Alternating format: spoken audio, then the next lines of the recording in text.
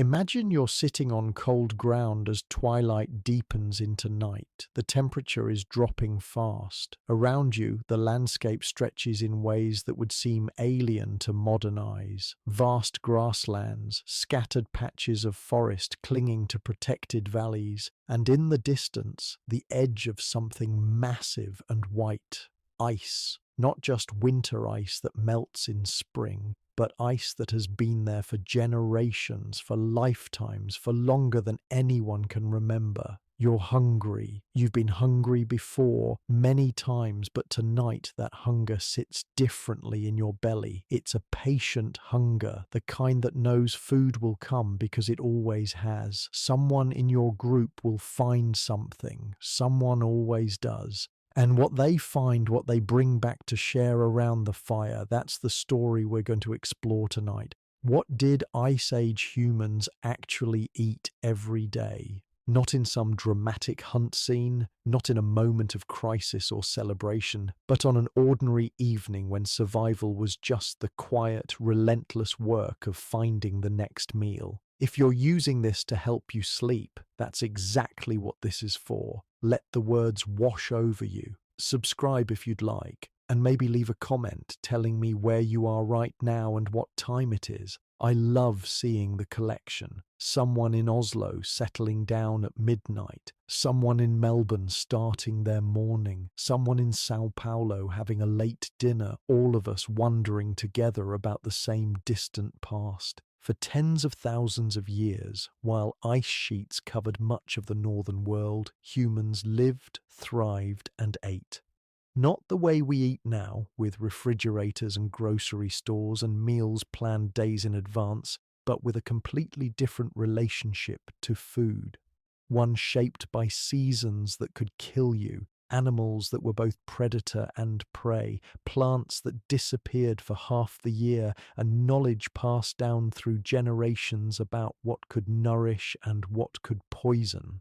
The story of what Ice Age people ate every day is not just a story about food. It's a story about ingenuity, about the human body's remarkable flexibility, about culture and memory and the bonds that form when survival depends on sharing. It's a story that lives on in your own body, in the way your metabolism works, in the foods you crave without quite knowing why. So let's go back. Let's walk slowly through an ordinary day in a world of ice and grass and endless sky, and discover what it meant to be human when eating was not a choice you made from a menu, but a skill you practiced every waking hour. The first thing you need to understand about Ice Age eating is that there was no single Ice Age diet. The phrase Ice Age covers roughly 100,000 years of human experience across continents through climates that ranged from Arctic tundra to temperate woodlands. A family living in what is now France 30,000 years ago ate differently than a group surviving in Siberia 15,000 years ago, and both ate differently than coastal peoples harvesting the edges of cold seas. But certain patterns emerge. Certain strategies appear again and again in the archaeological record, in the bones people left behind, in the tools they made, in the residues that still cling to ancient cooking stones after tens of thousands of years. The Ice Age, more properly called the last glacial period, stretched roughly from 115,000 years ago to about 11,700 years ago. During this time, massive ice sheets covered Canada, northern Europe, and parts of Asia. Sea levels dropped as water locked itself into glaciers. Coastlines extended far beyond where they are today. The climate was colder, drier, and in many regions more variable than what we experience now. Humans during this period were anatomically modern. Their brains were the same size as ours. Their capacity for language, tool-making, art, and complex social organization was fully developed. They were not primitive in any meaningful sense. They were simply adapted to a world that no longer exists. And in that world, finding food was the organizing principle of daily life. Picture a morning. Not a specific morning, but a composite drawn from everything we know. The sun rises later here than it would in summer, and the light when it comes is thin and slanting. The group you're part of, maybe 20 or 30 people, several families connected by blood and marriage, is camped in a place chosen carefully, near water, always near water, protected from wind if possible, close to areas where game animals are known to pass. The fire from last night has been kept alive through darkness. Keeping fire was easier than making it, so someone, taking turns through the night, fed the flames with wood or bone or dried dung. Around that fire now, people are stirring. Children wake slowly, curled against their parents for warmth. Adults rise with the stiffness that comes from sleeping on cold ground, wrapped in furs and hides. No one rushes. There is hunger, yes, but also a kind of patience born from experience. Food will come from one of several possible sources today, and the group knows what those sources are. The first and most immediate source is leftovers. If a large animal was killed yesterday or the day before, portions of it are still here. Meat dries quickly in cold air. Fat, precious fat, can be stored for days. Bones, heavy and difficult to carry, are cracked open for marrow. This is not waste or desperation. Bone marrow is one of the richest foods available, packed with fat and nutrients that lean muscle meat lacks. So the day might begin with someone retrieving a large bone from where it was stored, slightly away from camp to avoid attracting predators. Using a hammerstone, a smooth river rock chosen for weight and balance, they crack the bone lengthwise. The marrow inside is soft, creamy, rich. It can be eaten raw, scooped out with a finger or a sliver of wood, or it can be heated, melted slightly, which makes it easier to extract and gives it a different taste, smoky and warm. Children are given marrow. Pregnant women are given marrow. Anyone recovering from illness or injury receives extra portions. This is not altruism in the modern sense. It is practical. The survival of children and the health of women who can bear more children determine whether the group continues, and strong, healthy adults can hunt, gather, carry, and protect better than weak ones. But there is something else happening around that morning fire, something less tangible. People are talking, they're sharing information. Someone mentions seeing animal tracks yesterday evening near the river. Someone else recalls that this time last year the reindeer herds were moving south through the valley 2 days' walk from here. An older person, someone who has survived many winters, talks about a place where roots can be dug even when the ground is half frozen, and about which roots are safe and which will make you sick. This exchange of information is itself a kind of food. Knowledge about where to find calories, how to process them, when to expect seasonal changes. This knowledge is what separates successful human groups from those that starve when conditions shift. After the first meal, if there was one, the group begins to organize the day. This organization is fluid, based on who is healthy, who has nursing infants, who has the skills for particular tasks, and what the environment is currently offering. Some people, usually a mixed group of men and women without very young children, will focus on hunting. But Ice Age hunting was not the Hollywood image of men with spears charging after mammoths. That happened, certainly, but it was rare, dangerous, and required specific conditions.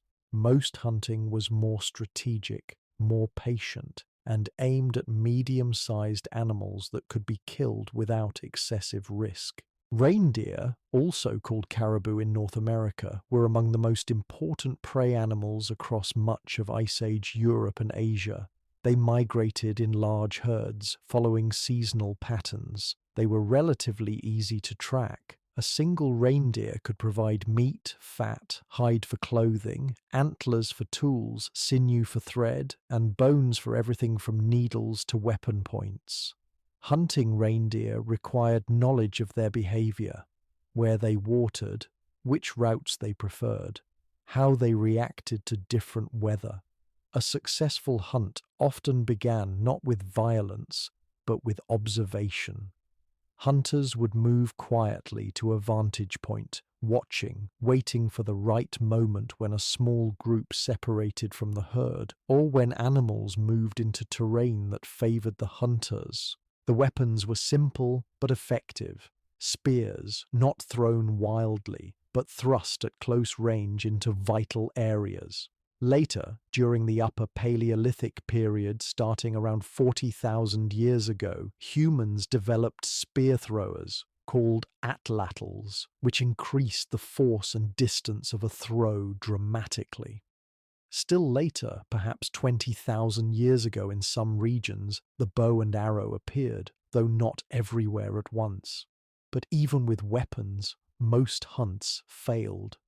Studies of modern hunter-gatherer groups, whose strategies likely resemble those of Ice Age peoples, suggest that hunters succeed perhaps one time in 3 or 4. This means hunting could not be relied upon exclusively. It had to be part of a broader strategy. While some people tracked animals, others focused on a different kind of food gathering.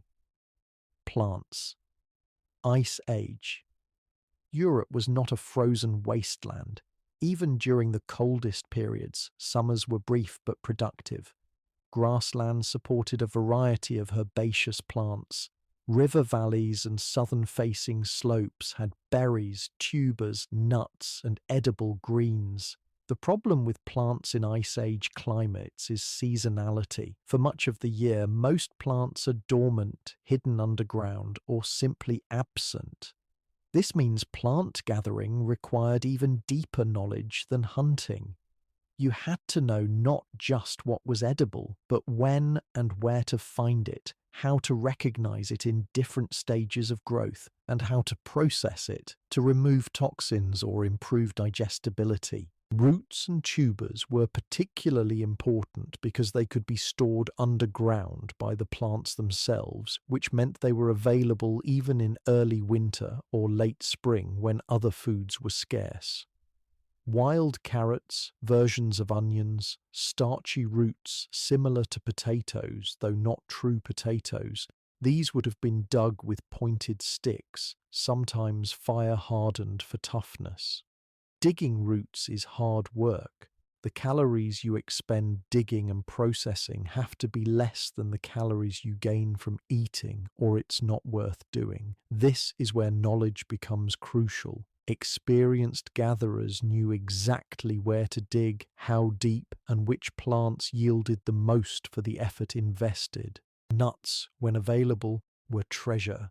Hazelnuts, acorns from oak trees in warmer periods, pine nuts from certain conifers. Nuts are calorie-dense, rich in fats and proteins, and many can be stored for months if kept dry. Acorns require processing to remove bitter tannins, usually by grinding and leaching in water, but the effort is worth it when a single tree can yield pounds of food. Berries were seasonal but abundant when they appeared. Strawberries, raspberries, wild currants, rose hips, elderberries. These provided not just calories, but vitamin C and other nutrients difficult to obtain from meat alone. Berries were eaten fresh during their brief season, and some could be dried for storage, though this required warm, dry conditions not always available. Greens, young leaves from various plants, were available mainly in spring and early summer. They provided fiber, vitamins, minerals, and a contrast to the heavy, fatty diet of meat and marrow. Some plants, like wild garlic or early versions of mustard greens, added flavor, which mattered more than you might think. Humans across all cultures seek variety in taste. It's not just pleasure, it's a biological signal that you're getting a range of nutrients. But there were long periods, particularly in deep winter and early spring, when plant foods were simply not available. During these times, humans became almost entirely dependent on animal products. This is where the archaeological record becomes fascinating and a little surprising. Humans during the Ice Age didn't just eat muscle meat, the steaks and roasts we think of as primary food. They ate everything, and when I say everything, I mean every part of the animal that could possibly provide nutrition. When a large animal was killed, nothing was wasted. The hide was removed carefully and processed into clothing or shelter material. The meat was butchered, with different cuts serving different purposes. Lean meat could be dried into something resembling jerky, lightweight and portable. Fatty meat was prized and often eaten first before it could spoil.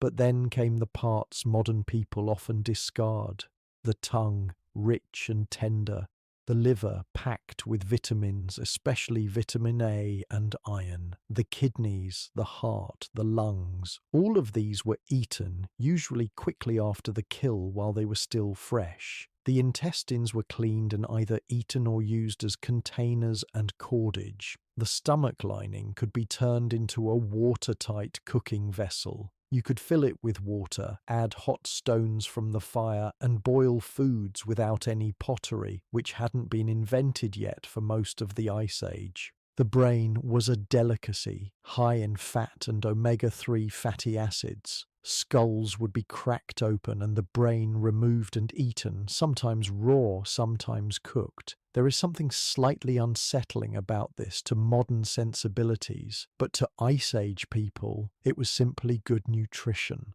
Eyes were also consumed. The fat around and behind the eyeball is rich and soft. Cheeks contained good meat. Even the hooves and lower leg bones, which have little meat, could be boiled for hours to extract collagen, creating a nutritious broth. And then there was blood. When an animal was killed, the blood was often collected and consumed immediately. Blood is rich in iron and protein and spoils quickly, so drinking it fresh made sense. Some groups made a kind of blood sausage by filling cleaned intestines with blood and fat and cooking it briefly. Modern nutritional science has looked at these practices and found them remarkably sophisticated. By eating the entire animal, organ meats included, Ice Age peoples obtained a complete nutritional profile. Muscle meat alone is actually relatively poor in certain vitamins and minerals. Liver provides vitamin A, vitamin D, and B vitamins in concentrations muscle meat cannot match. Bone marrow and brain tissue provide essential fats. Connective tissues provide collagen and amino acids like glycine that balance out the high methionine content of muscle meat. In other words, the way Ice Age people ate animals was not just about using everything out of necessity, it was, accidentally, or through accumulated trial and error, nutritionally optimal. But acquiring and processing food was only part of the story. The other part, equally important, was how food was shared. Imagine the hunters return in late afternoon. They've been successful. They're carrying or dragging a reindeer, perhaps a young adult, heavy but manageable for 3 or 4 people working together. The animal was killed several hours' walk from camp, and they've already done some initial butchering there, removing the hide and some of the heaviest bones to reduce weight. As they approach camp, others come out to help. Children run ahead, excited. Everyone knows what this means. Full bellies tonight, probably tomorrow, maybe longer, depending on how much meat there is and how cold it stays. The animal is brought near the fire but not too close. Someone with skill, usually someone who has done this hundreds of times, takes over the butchering. This is not random hacking. It is precise work. They know where every major muscle group attaches, how to separate joints without dulling stone tools unnecessarily, which pieces should be cooked now and which can wait. Here is where something socially complex happens. The hunters who killed the animal do not automatically get the best pieces. In many Ice Age societies, based on what we can infer from both archaeology and modern hunter-gatherer analogues, the person who owned the weapon that made the kill had the right to distribute the meat. This might be the same person who did the killing, but not always. Meat is distributed according to rules that are not written, but deeply understood. Elders receive portions. Families with young children receive portions. Anyone who is sick or injured receives portions. The hunters themselves receive portions, but so do people who stayed in camp, maintaining the fire, processing hides, making tools, watching children. This is not charity. This is reciprocity embedded in social structure. Today you kill the animal and share. Tomorrow you might be injured or your hunt might fail, and someone else will share with you. Over the course of months and years, this system of mutual support is what allows everyone to survive the inevitable periods when they personally cannot contribute. There is also political and social signaling happening in food distribution. Generosity with meat is a form of status. The person who gives large portions, who shares without hesitation, builds alliances, earns respect, and creates obligations that can be called upon later. Anthropologists call this tolerated theft or demand sharing. In small groups where everyone knows everyone else and where refrigeration doesn't exist, hoarding meat makes no sense. It will spoil. You cannot eat an entire deer by yourself before it goes bad. But if you share it, those people remember. They owe you. And in a world without money, without formal contracts, memory and obligation are the currencies that matter. As meat is distributed, preparation begins. Some pieces are immediately placed on the fire, speared on sharpened sticks, or laid on flat stones heated by coals. The smell of roasting meat fills the air, and that smell is not just pleasant, it is deeply, biologically satisfying. Your ancestors smelled this smell for tens of thousands of years. It signaled safety, abundance, community. Other pieces are prepared differently. Some meat is cut into thin strips and hung near the fire or in the sun if available to dry. This is future food, portable calories that can be carried when the group moves to a new camp. Fat is carefully collected and rendered. This means heating it until it melts, then storing the liquid fat in containers, perhaps a section of intestine tied at both ends, or a cleaned bladder. Rendered fat can be stored for weeks or months and used to add calories to lean meat or plant foods later. Bones are set aside for later processing. The long bones, femurs, and humeri contain the richest marrow, but getting at it requires time and the right tools.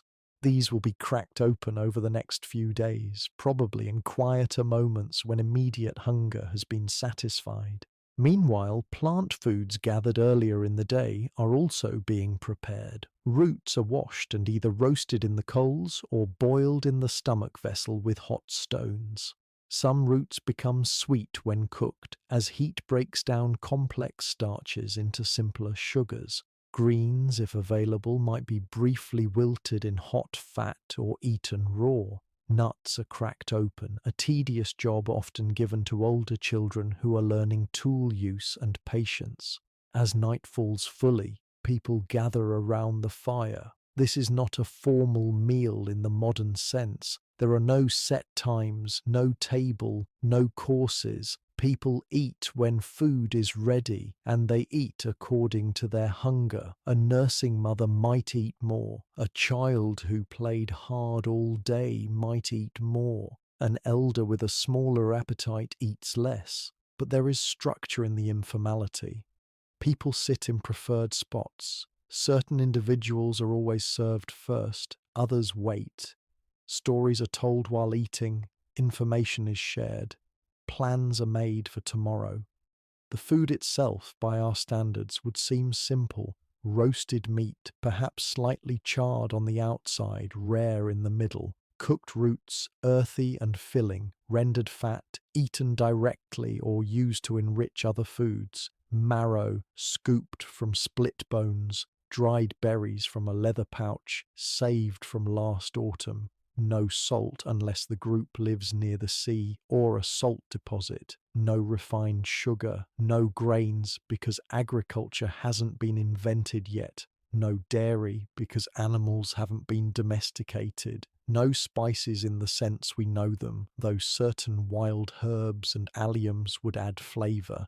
And yet this food is satisfying in a way that goes beyond mere calorie intake. It is food earned through skill and knowledge. It is food shared among people who depend on each other. It is food that connects you to the landscape, to the animals, to the seasons, to the accumulated wisdom of generations. There is also something else in that food, something we've only recently come to understand.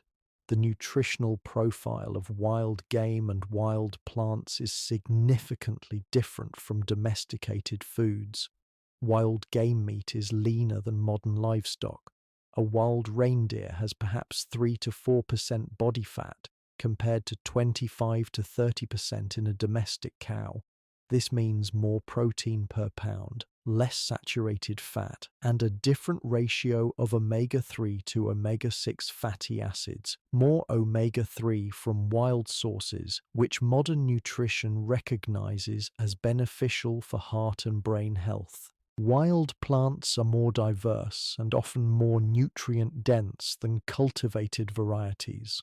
Modern carrots have been bred for sweetness and size, but they have lower levels of certain phytonutrients than their wild ancestors. Wild greens are often more bitter, which is actually a signal of beneficial compounds that modern breeding has reduced. This doesn't mean Ice Age people were healthier in every way. They faced injury, infection, parasites, and early death from causes we now prevent easily. But their diet, when food was available, was in many ways more balanced and complete than what followed after the invention of agriculture concentrated human nutrition into a few staple grains. As people finish eating, some turn to other activities. Tool making, always necessary because stone tools dull and break. Someone is working on a hide, scraping away the inner membranes that will rot if not removed, then rubbing fat into the skin to keep it supple. This is not tanning in the chemical sense, but it produces a workable leather that can be sewn into clothing or bags. Others are maintaining weapons, checking spear points for cracks, replacing bindings that hold stone points to wooden shafts. Children are playing near the fire, and their play often mimics adult work. Pretend hunting, pretend gathering, pretend cooking. This is how skills are transmitted, casually, through observation and imitation, from the earliest age.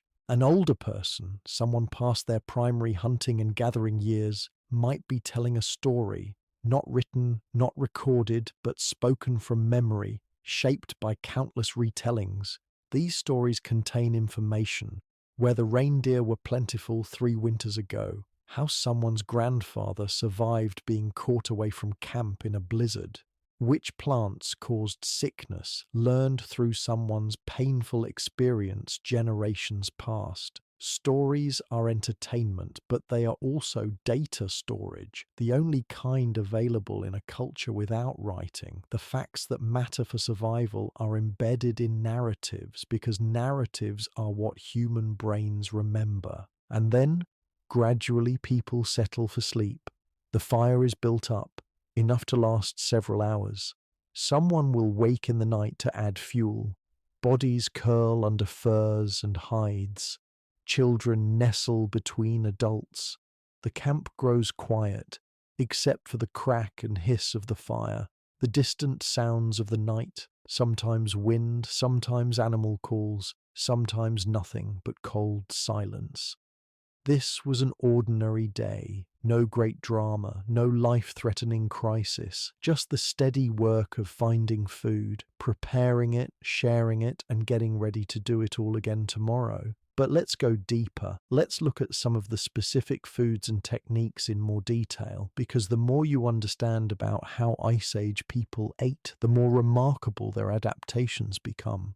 Start with one of the most important prey animals, the woolly mammoth. These massive creatures, relatives of modern elephants but adapted to cold climates with thick fur and enormous curved tusks, roamed the Ice Age grasslands in significant numbers. An adult mammoth could weigh 6 tons. A single successful mammoth hunt could feed a group for weeks. But mammoth hunting was not common, not because mammoths were rare, but because they were dangerous and difficult to kill. A mammoth could easily injure or kill a human with its tusks or by trampling. Hunting them required planning, coordination, specific landscape features, and often a degree of luck. Some archaeological sites suggest that humans sometimes scavenged mammoth carcasses rather than hunting live animals. A mammoth that died of natural causes, or fell through thin ice, or was trapped in a bog, provided the same meat without the risk. In cold climates, a carcass could remain edible for a surprisingly long time, essentially frozen naturally. When mammoths were actively hunted, the strategy often involved driving them into terrain where they were vulnerable. Cliffs, marshy ground, box canyons. A group of hunters would use fire, noise, and coordinated movement to panic a mammoth or a small group of them, steering them toward a trap. Once a mammoth was down, the real work began. Butchering a 6-ton animal with stone tools is a monumental task. It would take a full day or more and would require the effort of most of the group. Every usable part would be taken: meat, fat, hide, bones, tusks, sinew.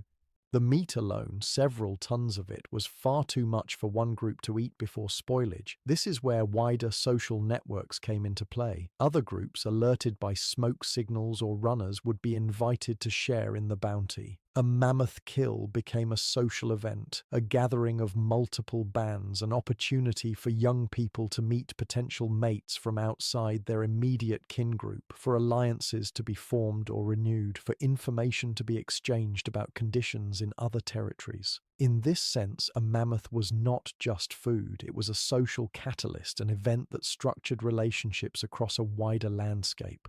But most days did not involve mammoths. Most days involved smaller, more manageable prey. Horses were common in Ice Age Europe and Asia, wild horses smaller and stockier than modern domesticated breeds. They were fast, but they moved in herds and followed predictable patterns. Horse meat is lean and flavorful, and a horse provided a substantial amount of food without the danger of a mammoth hunt. Bison, the European variety now extinct, were also important. Like their North American cousins, they were large, powerful, and moved in herds. Bison hunting probably used similar drive techniques to mammoth hunting, but with better odds of success given the animal's smaller size. In some regions, especially coastal areas and river valleys, fish became a major food source. The archaeological record shows evidence of sophisticated fishing technology by the later Ice Age. Harpoons with barbed points, hooks carved from bone, nets woven from plant fibers or animal sinew. Fish provided protein and fat, especially species like salmon that migrate up rivers in large numbers. A single good fishing spot during a salmon run could yield hundreds of fish in a few days. These would be gutted, split, and dried, creating a storable food source that could last months. Shellfish, where available, were easy to gather and required no hunting skill. Mussels, clams, limpets, oysters, they could be collected along shorelines, especially during low tide. While not as calorie-dense as meat or fat, Shellfish provided protein, minerals like zinc and iron, and omega-3 fatty acids. Some coastal groups left behind massive shell middens, heaps of discarded shells accumulated over generations. These middens tell us that shellfish were not just occasional food, but a reliable, regular part of the diet for people living near the sea. Birds also contributed to the diet. Waterfowl, nesting in huge numbers in wetlands, could be hunted with throwing sticks or nets. Eggs, when birds were nesting, were a rich source of protein and fat. A single clutch of goose eggs could feed a family for a day. Smaller mammals, rabbits, hares, ground squirrels, were hunted with snares and traps. These required less effort than stalking large game and could be checked daily. A dozen snares set along game trails might yield 1 or 2 rabbits every few days, a modest but consistent contribution to the food supply. And then there were foods that modern people might find strange or unappetizing, but which were important parts of the Ice Age diet.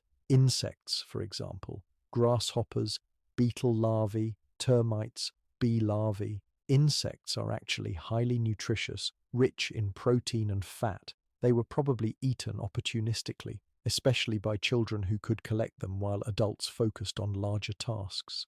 Insect larvae from wood, the fat white grubs found in rotting logs, are particularly calorie-dense. Some modern foraging peoples consider them a delicacy, and there's no reason to think Ice Age peoples viewed them differently. Honey, when a wild beehive could be found, was an extraordinary prize. Honey is almost pure sugar, a concentrated energy source almost never available otherwise. Finding a hive meant dealing with angry bees, but the reward, honey and protein-rich bee larvae, was worth the stings. Some researchers believe that the human sweet tooth, our almost universal love of sugary foods, evolved in part because sweet foods like honey and ripe fruit were so rare and so calorically valuable that individuals who strongly desired them and took risks to obtain them had better survival and reproduction rates. There is also evidence, controversial but growing, that Ice Age peoples in some regions practiced a limited form of food storage beyond simple drying and freezing.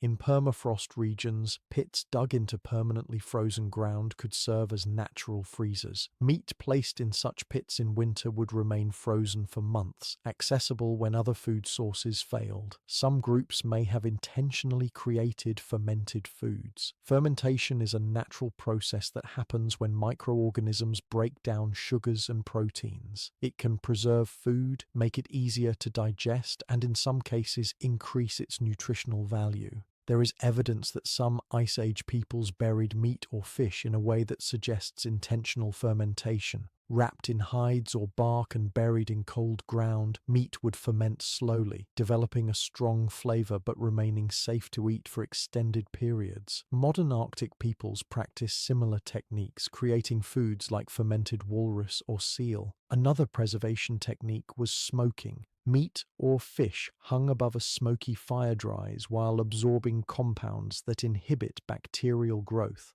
Smoked foods can last weeks or months, and the process adds flavor. But all of these techniques, storage, fermentation, smoking, drying, they all came with a cost. They required time, materials, and knowledge, and they only worked if you had surplus food to store in the first place. This brings us to one of the hardest truths about Ice Age eating. Abundance and scarcity existed side by side, often just weeks apart. In late summer and autumn, food could be plentiful. Game was fat from months of grazing. Fish were running. Berries were ripe. Nuts were falling. This was the time of plenty, when people ate well, when bodies rebuilt fat reserves, when children grew. But winter was different. As temperatures dropped and snow covered the ground, plant foods vanished. Many animals migrated or hibernated. The ones that remained were lean, their own fat reserves depleted by the cold. Early spring, before new plant growth began, was often the hardest time. Stored foods from autumn were running low or gone. Animals were at their weakest, but so were the hunters. This period, sometimes called the starvation time in hunter-gatherer studies, was when survival depended most on knowledge, skill, and group cooperation. People knew which animals could still be found, which plants had roots that survived underground through winter, where to dig for frozen carcasses, how to extract the last nutrition from old bones by boiling them repeatedly. There is evidence in skeletal remains from Ice Age sites of seasonal nutritional stress. Growth lines in teeth and bones show periods when food was scarce, when bodies were using stored fat and even breaking down muscle to survive. But here is what is remarkable. These populations survived for thousands upon thousands of years through some of the harshest climatic conditions humans have ever faced. They found enough food to survive, to raise children, to maintain their cultures. How? The answer lies in flexibility. Human beings are generalist feeders. Unlike specialist animals that depend on one type of food, pandas with bamboo, koalas with eucalyptus, humans can extract nutrition from an enormous range of sources. Our digestive systems can handle meat, fish, insects, plants, fungi, and combinations of all of these. Our metabolisms can switch between different fuel sources. When carbohydrates are available, we use them preferentially. When they're scarce, we shift to burning fat, producing ketones that can fuel the brain as efficiently as glucose. This metabolic flexibility is part of what allowed Ice Age peoples to survive months eating primarily animal products with almost no plant carbohydrates. Our cultures developed technologies that expanded what we could eat. Cooking, which predates the Ice Age by hundreds of thousands of years, makes many foods digestible that would be toxic or useless raw.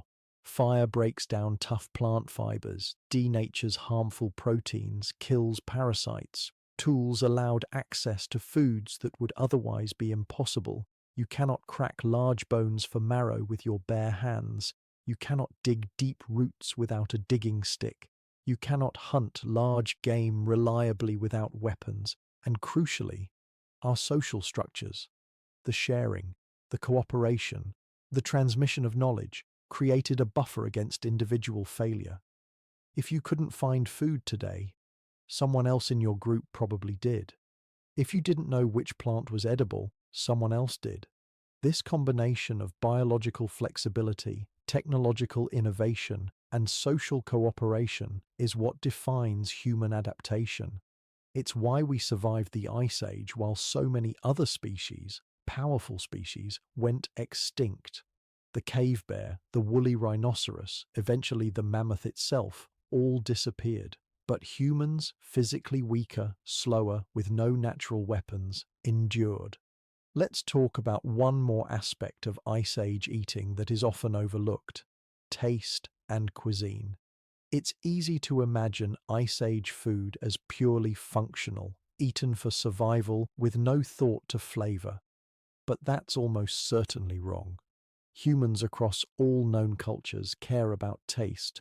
We seek variety. We combine foods in ways that please us.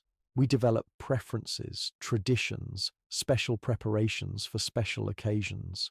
Ice Age peoples almost certainly did the same. The presence of certain tools, grinding stones, mixing bowls made from stone or wood, suggests that foods were combined and processed in deliberate ways. Rendered fat mixed with dried berries and pounded meat creates something similar to pemmican, a high-energy food that is more than the sum of its parts and actually tastes good, rich, and slightly sweet. Marrow bones roasted until the marrow is soft and starting to brown have a flavor that is complex, nutty, almost like butter. This is not just nutrition, it's a sensory experience. Certain herbs and wild alliums, onions and garlics added to cooked meat or fish would have provided flavor variation. We know these plants were present in Ice Age environments, and there's no reason to think people didn't use them. Even the order in which foods were eaten, the combinations, the texture contrasts, these would have mattered. A bite of fatty meat followed by a tart berry, a mouthful of rich marrow cut with a bitter green. And there would have been special foods, rare things that appeared only occasionally and were highly valued. The first berries of summer, honey from a wild hive, the liver from a freshly killed animal still warm and tender, the eggs of a migratory bird found in a hidden nest. These foods would have been celebrated, talked about, remembered. Children would have looked forward to them. Adults would have taught younger generations how to find and prepare them. In this sense, Ice Age eating was the beginning of cuisine, not in the refined sense of modern cooking, but in the fundamental sense of a cultural relationship with food that goes beyond mere nutrition. As the night deepens and the fire burns lower, imagine one more scene. An elder, someone who has seen perhaps 50 winters, sits near the warmth. Their hands, worn from decades of work, are still skilled. They're working on a small carving, a piece of bone or antler shaped into a tool or perhaps a decorative object. A child, not yet old enough to hunt or gather independently, sits nearby, watching, asking questions without words. The elder occasionally pauses to share a piece of dried meat or to point at something, teaching. This is how knowledge moves through time, not through books or schools, but through presence, observation, imitation, and the occasional direct instruction. The elder knows things the child needs to learn. Which stars indicate the coming change of seasons? How to read animal tracks to determine not just what animal, but how long ago and whether it was healthy or injured. Which mushrooms are safe? How to find water when surface sources are frozen, when to move camp and where to go next. And embedded in all of this knowledge is information about food, because food is not separate from the rest of life. It is woven into everything: the landscape, the weather, the animals, the plants, the seasons, the group's movement patterns, the social relationships that determine who shares with whom. A child growing up in an Ice Age camp would learn to read the environment as a text, every detail potentially meaningful. The behavior of birds might indicate where game animals are moving. The appearance of certain insects might signal that particular plants were about to become available. The smell of the wind might suggest coming weather that would affect tomorrow's plans. This kind of knowledge cannot be learned quickly. It accumulates over years, over a lifetime, and it is perishable. If it is not passed on, it disappears. This is why elders were valued, not for their physical strength which had faded, but for their memories. They had survived things younger people had not yet faced. They had seen patterns younger people had not yet recognized. They were living libraries in a world without writing. And much of what they knew revolved around food, because in the end, survival came down to one question asked every single day: what will we eat? The answer to that question was never simple, never guaranteed, and always required knowledge, skill, cooperation, and often a measure of luck. But the answer came often enough, reliably enough, that humans not only survived the Ice Age, but thrived. They created art, music, complex tools, social networks that spanned hundreds of miles. They developed languages rich enough to encode all the knowledge they needed. They raised children who would carry their genes, their knowledge, and their cultures forward through time. And all of it, every innovation, every painting on a cave wall, every carved figurine, every story told around the fire, all of it rested on a foundation of successfully answering that daily question: what will we eat today? Now let's consider the geographical diversity of Ice Age diets, because what people ate varied enormously depending on where they lived. In the frozen far north, in what is now Siberia and the Arctic regions of Europe, the diet was overwhelmingly animal-based. Plant foods were available for only a few brief weeks each year. People living in these extreme environments ate meat, fish, and fat almost exclusively for much of the year. Archaeological sites in these regions show enormous accumulations of animal bones: mammoth, woolly rhinoceros, reindeer, horse, musk ox. The bones show clear butchery marks, evidence of systematic processing to extract every bit of nutrition. These northern peoples developed sophisticated techniques for hunting in extreme cold, using the environment itself itself as a tool, animals driven onto frozen lakes or rivers where their hooves would slip on ice could be approached more easily. Snow caves and ice shelters provided temporary bases for hunting parties away from main camps. The diet in these regions was so meat-heavy that it poses interesting questions for modern nutritional science. Can humans thrive on an all-meat diet? The answer, based on both the archaeological record and studies of recent Arctic peoples like the Inuit, is yes, but with important caveats. A diet of only lean muscle meat would actually be dangerous. It would lead to a condition sometimes called rabbit starvation, protein poisoning. The human liver can only process so much protein. Without adequate fat, eating too much lean meat actually leads to malnutrition.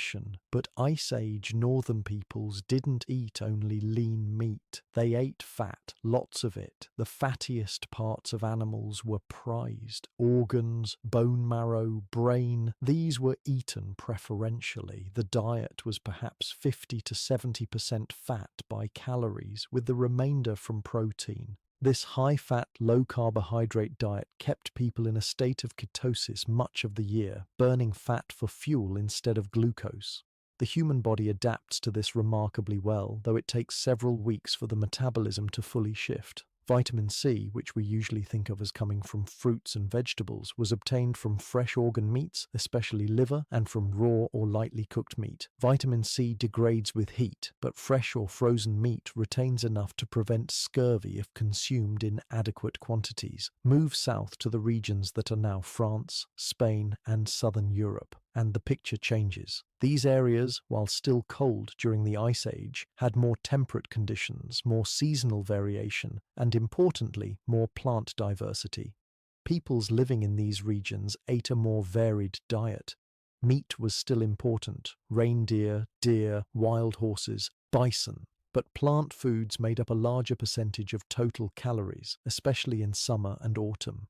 Cave sites in France and Spain show evidence of diverse food processing. Grinding stones suggest that seeds and nuts were being processed into flour or meal. Hearths show controlled use of fire for cooking a variety of foods. Residues on ancient tools include traces of plant starches from roots and seeds. These southern European groups likely experienced less seasonal stress than their northern counterparts. Food storage was still important, but the hungry late winter period was shorter, and spring arrived earlier with its burst of new plant growth.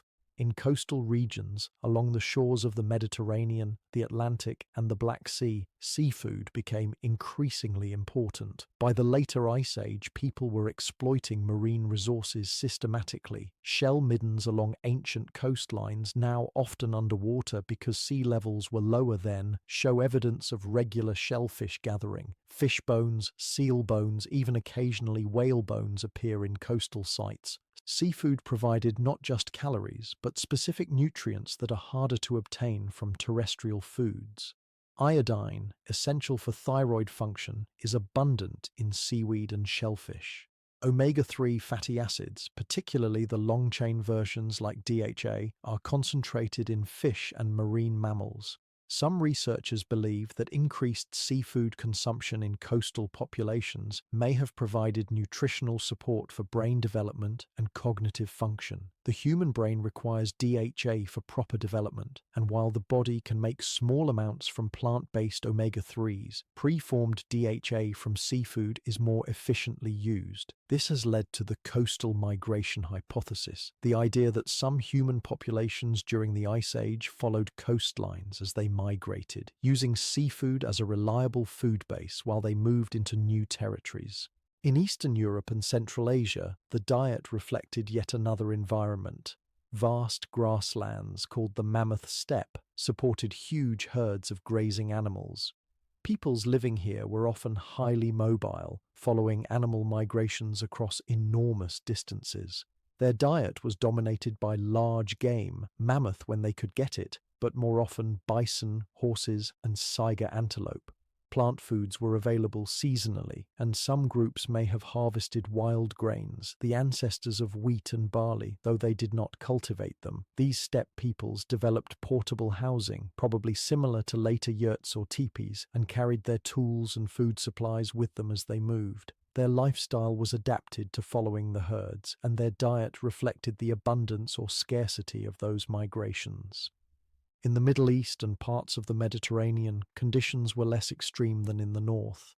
These regions acted as refugia, places where both human and animal populations concentrated during the coldest phases. Peoples living here had access to a diverse range of foods: gazelle and wild goats in the hills, fish and waterfowl in river valleys, wild cereals and legumes, figs and pistachios. The diet was more balanced between animal and plant foods and less subject to severe seasonal swings. This diversity of diet may have contributed to the fact that these regions became centers of later agricultural development. People who were already eating wild wheat and barley, who already understood the seasonal cycles of these plants, were positioned to take the step toward deliberate cultivation when climate conditions changed at the end of the Ice Age. Across all these regions, one pattern remains constant. People ate what was available, and they developed deep knowledge of their specific environments. There was no single Ice Age diet, but rather a collection of regional adaptations, each shaped by local conditions, available species, seasonal patterns, and accumulated cultural knowledge. And threading through all of these regional variations is another factor we haven't fully addressed yet: cooking. Humans have been cooking food for at least 300,000 years, possibly much longer. By the Ice Age, control of fire and cooking techniques were fully developed parts of human culture. Cooking does several crucial things. It makes food safer by killing parasites and bacteria. It makes food more digestible by breaking down tough proteins and cell walls. It makes nutrients more available. Certain vitamins and minerals are more easily absorbed from cooked food. And it makes food tastier. Heat creates complex flavors through chemical reactions. Ice Age cooking methods were limited by available technology, but they were more sophisticated than often assumed. The most basic method was direct heat. Meat placed directly on or near flames, either on a spit or flat stone. This is roasting, and it's effective for cooking the surface of food quickly, though it doesn't penetrate deep into large pieces. Another common method was stone boiling, a hide or the stomach of an animal filled with water and supported somehow, perhaps in a pit or stretched over a frame. Hot stones from the fire dropped into the water. The stones heat the water to boiling, and food placed in the water cooks gently. This method works for stews, for tough cuts of meat that benefit from long cooking, for extracting nutrients from bones and connective tissue. Some groups built earth ovens, a pit lined with stones, fire built in the pit to heat the stones, then the fire swept away, and food placed on the hot stones, covered with earth or hides to trap the heat. Food cooked this way steams and roasts simultaneously, and large items can be cooked through evenly. Archaeologists have found evidence of earth ovens at Ice Age sites, including residues of cooked plant materials and bones.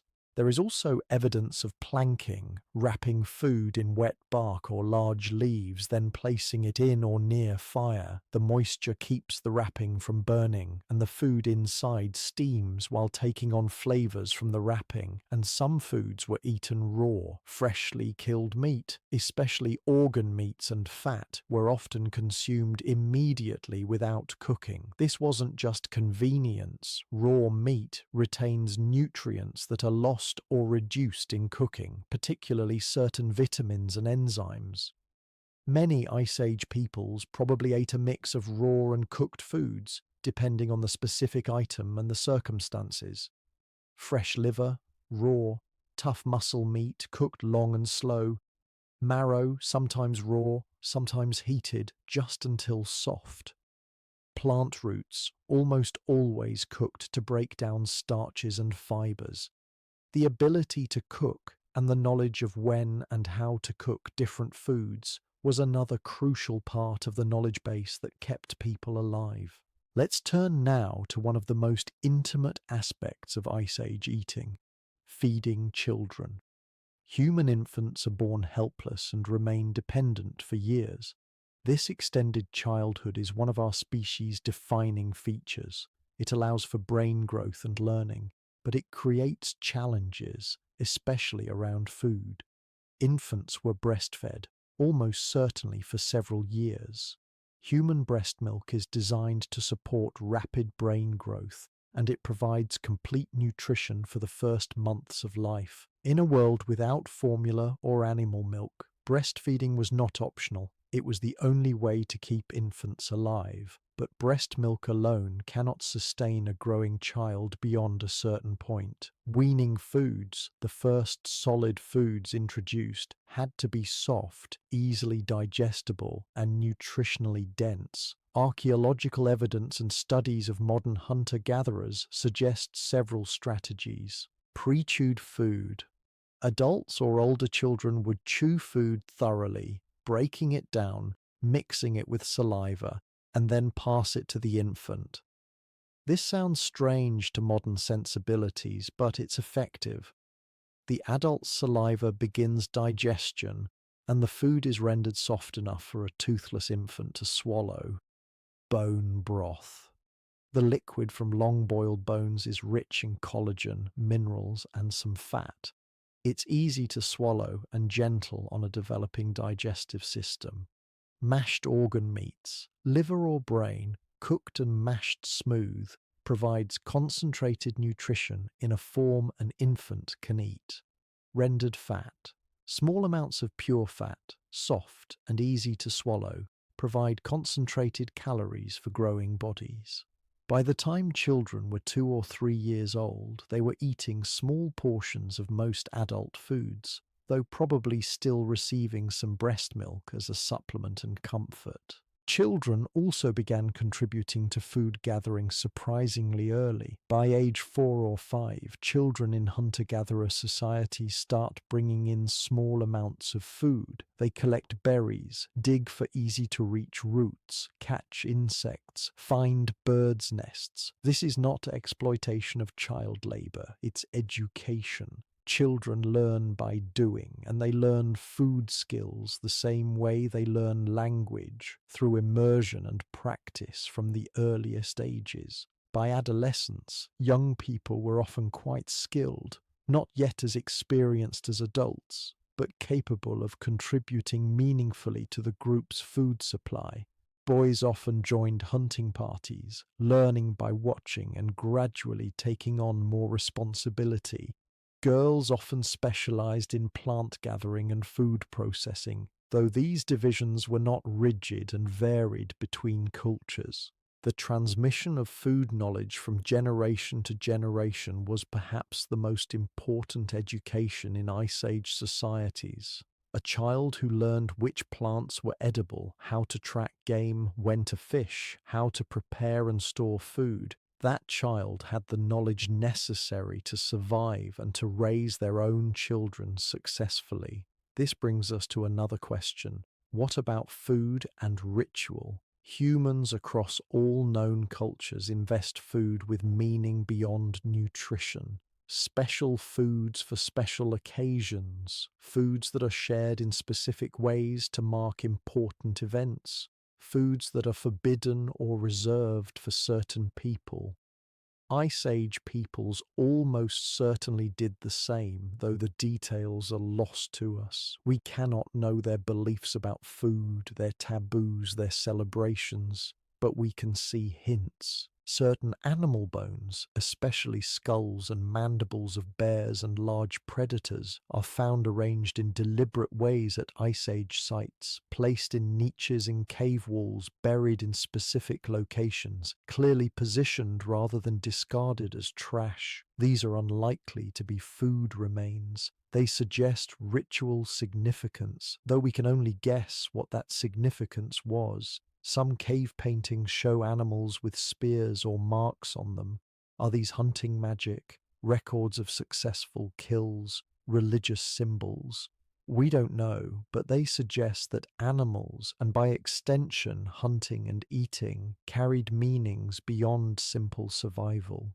The sharing of food, as we've discussed, was socially structured. The rules about who received what portions, who ate first, how meat was distributed, these rules were not just practical, they were social glue, reinforcing relationships and hierarchies. It is likely that certain foods were considered special, reserved for particular people or occasions.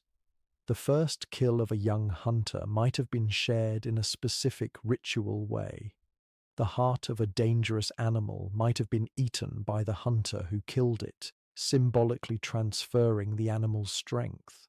Certain foods might have been forbidden to pregnant women or to young children, not necessarily for rational nutritional reasons, but because of cultural beliefs about those foods. We can't reconstruct these beliefs in detail, but we can be confident they existed. Food is never just fuel. It is always also symbol, relationship, identity, power. As we move deeper into the night, let's consider one more aspect of Ice Age eating. What happens when food is scarce? We've talked about the seasonal cycles of abundance and scarcity, but there were also longer-term fluctuations. Climate during the Ice Age was not stable.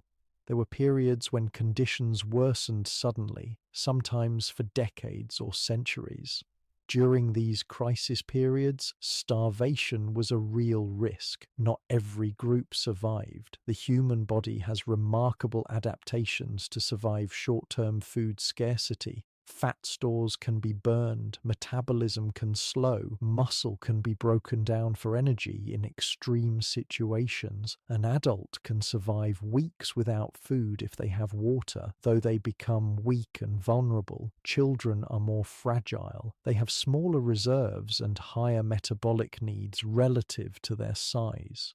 During famine conditions, children were at greatest risk, along with the elderly and anyone already weakened by injury or illness. Groups facing food scarcity would have made difficult decisions, whether to stay in a familiar territory hoping conditions would improve, or to move, risking the unknown, whether to split up, with smaller groups having better chances of finding enough food, or stay together for protection and cooperation. There is evidence that Ice Age populations sometimes declined dramatically during particularly harsh climate phases.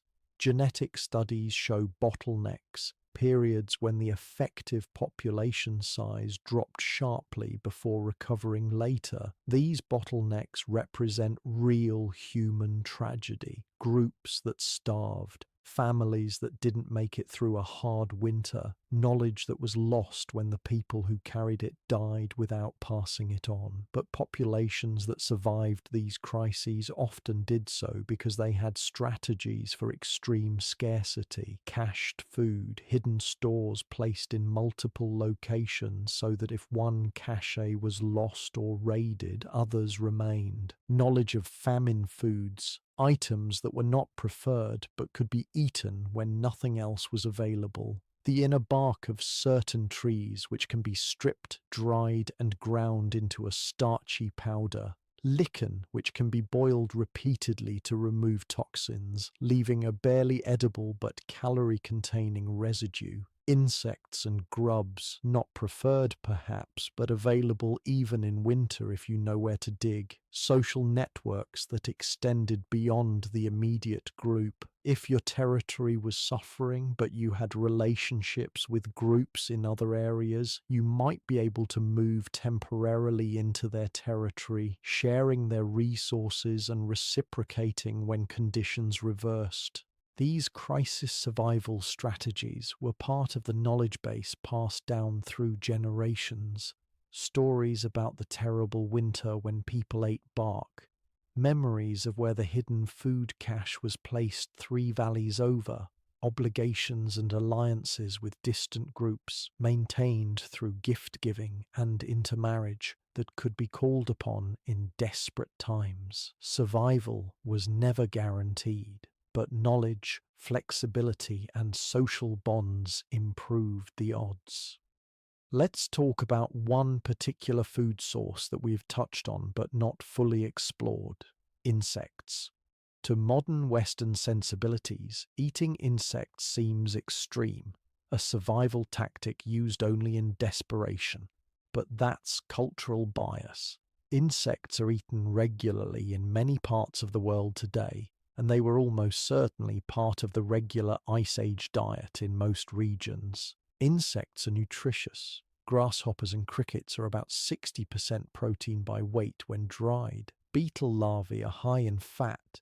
Termites provide both protein and fat, plus iron and calcium. Insects are abundant. A single termite mound can contain thousands of individuals. A swarm of locusts passing through an area represents thousands of pounds of edible protein. Insects are easy to collect, at least compared to hunting large game. A child can gather grasshoppers. A simple pit trap can catch beetles. Turning over logs and rocks reveals grubs and larvae. There is evidence that Ice Age peoples in various regions collected and ate insects regularly. Tools with residues that include insect fragments. Sites with concentrations of specific insect parts suggesting processing. Preparation methods were probably simple.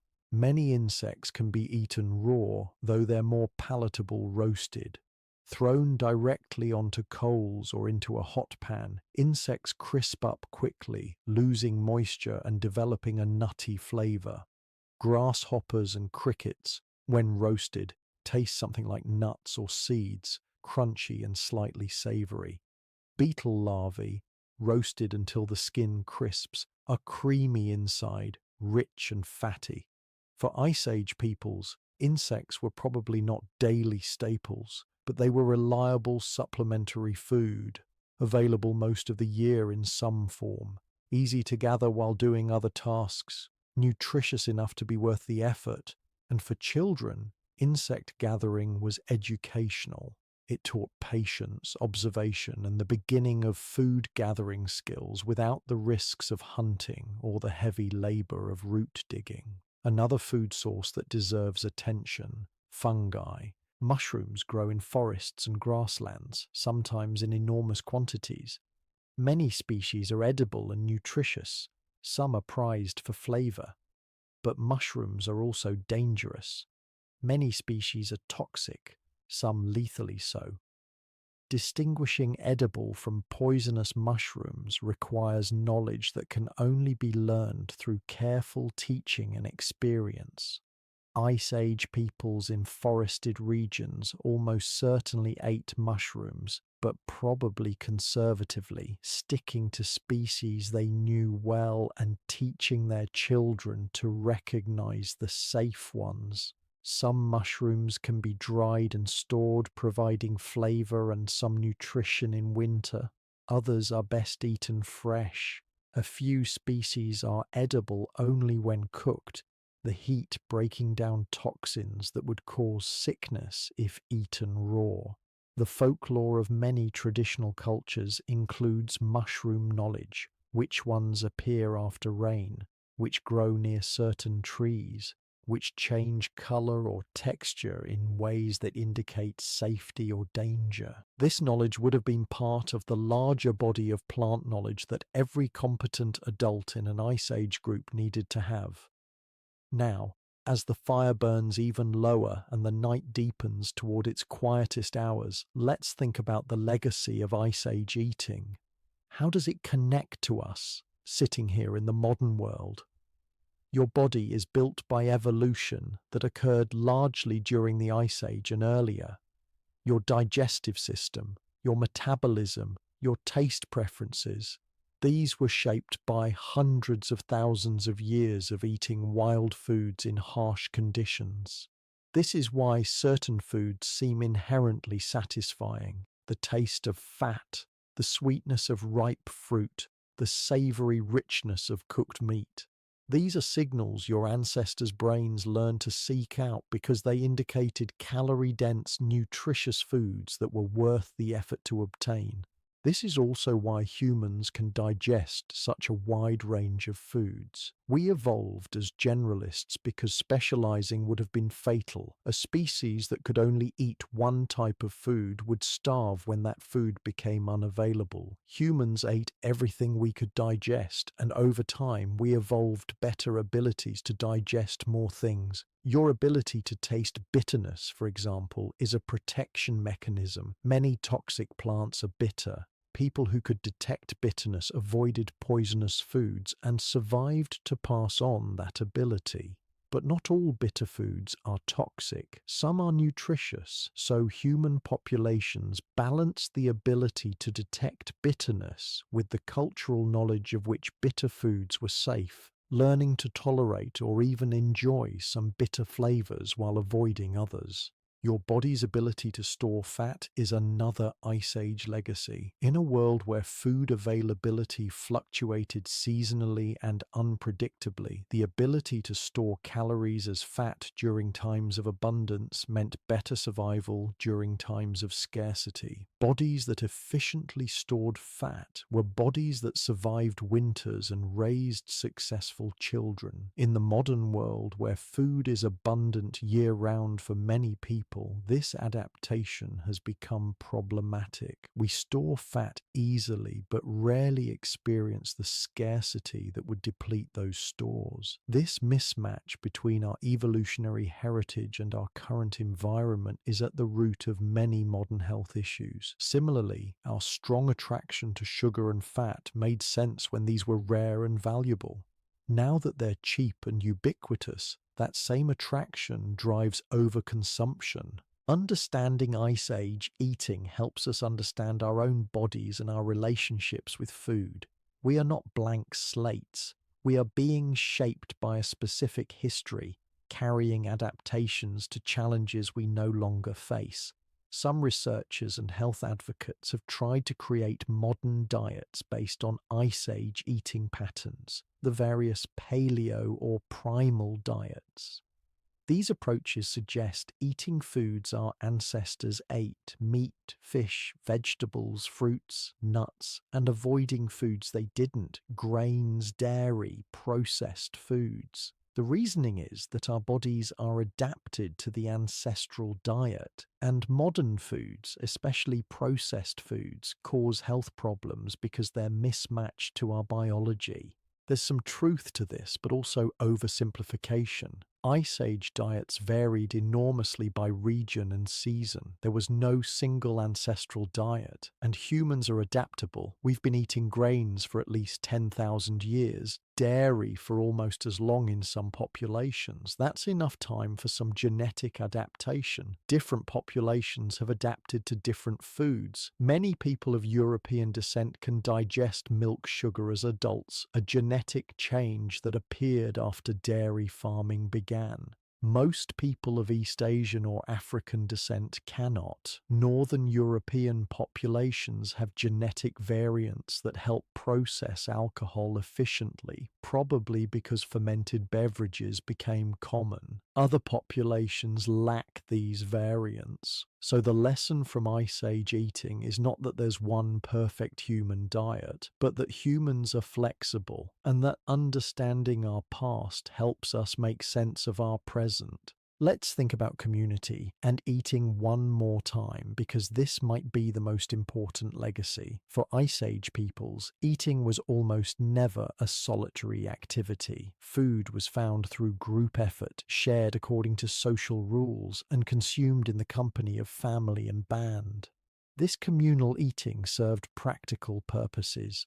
Sharing ensured everyone had enough. It prevented waste since no one could eat an entire large animal alone before it spoiled. It created obligations and relationships that strengthened the group. But it also served psychological and social purposes. Eating together created bonds. It was a time for conversation, for teaching, for storytelling, for simply being present with others. Modern life has, for many people, atomized eating. We eat alone, quickly, while doing other things, driving, working, watching screens. We treat eating as a purely functional activity, refueling. But the human brain and body were shaped in a context where eating was social. There is evidence that eating with others, even in modern contexts, provides psychological benefits. It reduces stress, strengthens relationships, improves satisfaction with the meal, even when the food itself is identical to what you'd eat alone. The Ice Age legacy suggests that how we eat matters as much as what we eat. The context, the company, the pace, the attention we pay. These are not incidental. They're part of how humans evolved to relate to food. As you drift towards sleep, you might think about the long chain of meals that connects you to those Ice Age ancestors. Every person alive today is descended from people who successfully found food day after day for thousands of generations. Every one of your ancestors survived long enough to reproduce.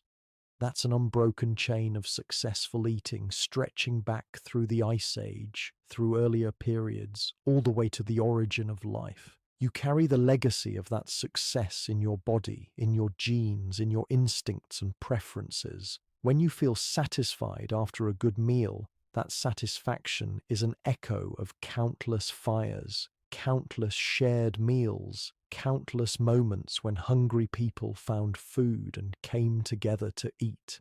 When you taste something sweet or rich or savory and feel pleasure, that pleasure is ancient, a reward system refined over millions of years to guide you toward the foods that keep you alive.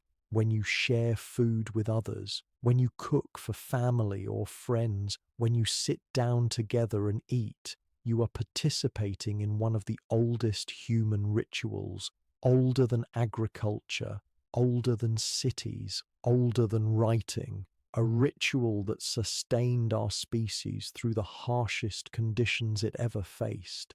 The Ice Age eventually ended. The great ice sheets retreated, climate warmed and stabilized, the grasslands transformed. Many of the large animals, the mammoths, the woolly rhinos, the giant elk, went extinct, pressured by changing climate and hunting. Humans adapted as they always had. They shifted to smaller game. They intensified plant gathering. And eventually, in several regions independently, they made the transition to agriculture, beginning to cultivate the wild plants they had been gathering for millennia. That transition changed everything about human life. It allowed larger populations, permanent settlements, eventually cities and civilizations. It also created new health challenges, new social structures, new relationships with food. But that's another story. For tonight, we've been focused on the deep past, on the tens of thousands of years when humans lived by hunting and gathering, when survival required intimate knowledge of the natural world, when eating was the daily work of everyone, and when food was never taken for granted because every meal represented effort, knowledge, and often luck. What did Ice Age humans actually eat every day? They ate what they could find, what they knew how to find, what their environment and their skills and their social relationships provided. They ate meat when they could get it, every part of the animal, nothing wasted. They ate fat, precious, and life-sustaining in cold climates. They ate organ meats, nutritionally dense. They ate bone marrow, rich and satisfying. They ate plants when available, roots dug from the ground, berries picked in brief summer abundance, nuts stored for winter, greens that provided freshness and variety. They ate fish when they lived near water, shellfish from the coasts, birds' eggs in season, insects they encountered. They ate foods that were raw, foods that were cooked in various ways, foods that were fresh, and foods that were stored or preserved. But more than any specific food, they ate with knowledge. Knowledge of where to look, when to look, how to process what they found, what was safe and what was dangerous. They ate with skill, the ability to hunt, to track, to butcher, to dig, to cook, to make and maintain the tools that all of this required.